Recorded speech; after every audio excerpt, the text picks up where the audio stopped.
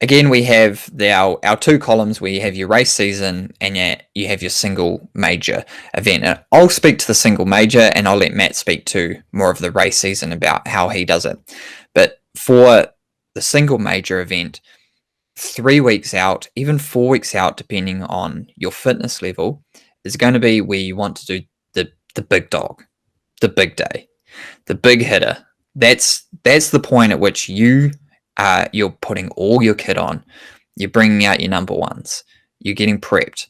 You're waking up at the time. You're doing your kind of test event, and you're doing it at event intensity. So if it's 100K, most of the time I'm putting people out for 50Ks, and most of the competitive athletes putting them out for 50Ks up to 60Ks, and we go out and we go and try and do the intensity for 40 and maybe rev the engine for the last 10, see what we got, see what the capacity is, see how all our nutrition is. But from there, like a 50, 60K run requires a huge amount of recovery, especially when you do it at the end of a training block.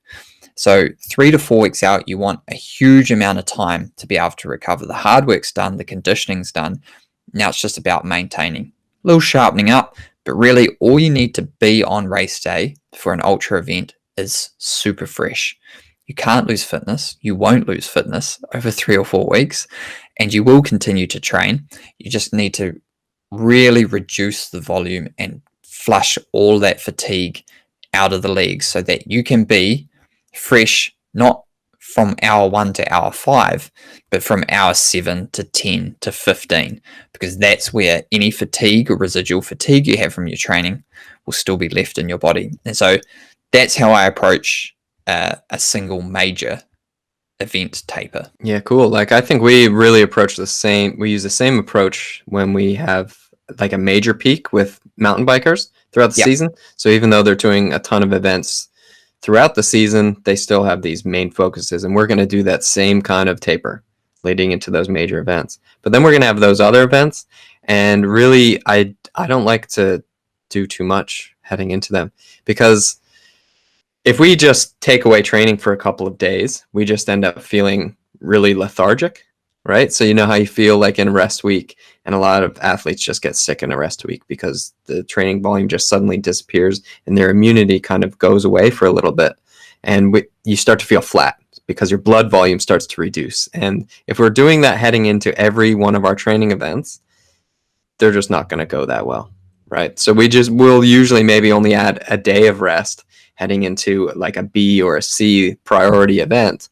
But really, we feel really good when we continue training and we're not training too hard.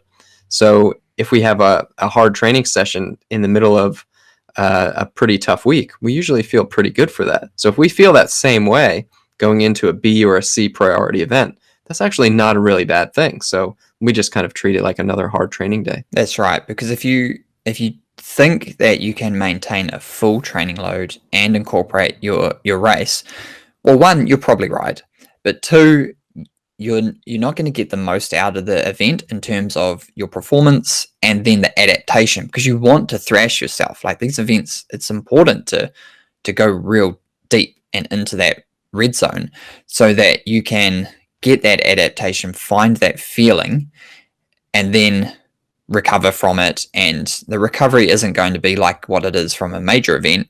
It'll be like easy training, right, Matt? Like you can continue to incorporate training as recovery, especially if you have that huge aerobic base. Dr. Matt and I started the Performance Advantage podcast to help runners, riders, and outdoor competitors integrate sports science more effectively into their training and racing. So over the last few years, Dr. Will and I have covered topics like the lactate threshold, training zones, power meters, and fatigue. Now we're condensing these popular and misunderstood topics into practical courses. Our courses take our same podcasting style approach to learning and education, and we break it down into bite-sized chunks that you can digest either all at once or as practical little resources to use as and when you need them. So the biggest difference between our course and any other course you might have taken is that we don't lecture you.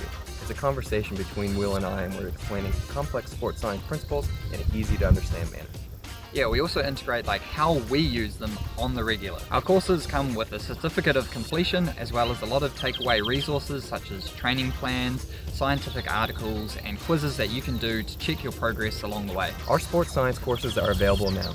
Register on performanceadvantagepodcast.com for immediate access.